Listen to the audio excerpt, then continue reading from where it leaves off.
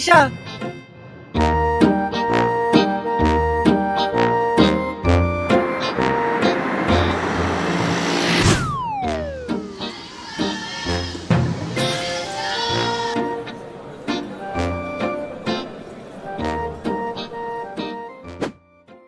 Wait, Tay.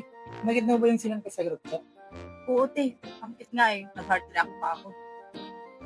Niyan, pang daily post mo na naman yan. Siyempre naman, para kick-update naman sa mga friends ko sa Sockman. Tay, grabe ka naman mag-daily post. Ang haba-haba pa. Para alam nila, ganun kasi to.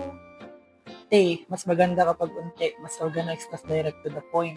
Ay, ganun ba? Alam ko na gagawin ko next time. Hoy, tingnan mo to. May nag-post na walang pasok. Ano, tara, uwi. Tol, sure ka ba dyan sa nakita mo? Oo, tol. Pag may nag-post na walang pasok, matik wala na yan.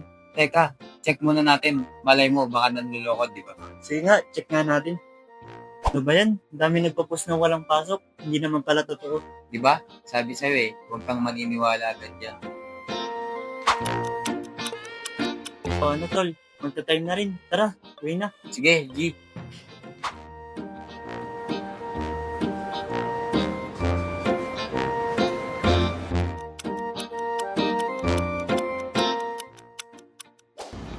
Fake ba ito? Mukhang legit kasi. Check mo yung reviews niyo. Kung mataas ba o mababa. Mataas naman siya. Mukhang legit ito. Try mo kayang i-chat si seller. Expensive naman siya. Legit naman siguro to, no? Order mo na yan. Sama mo na rin ako ha.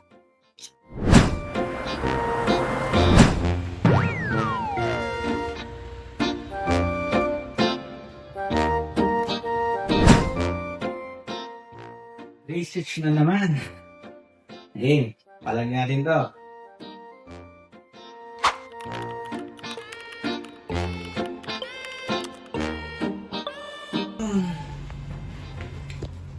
Uy, maglagay ka naman reference.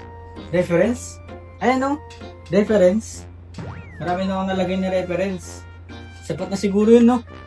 Oo. Sige.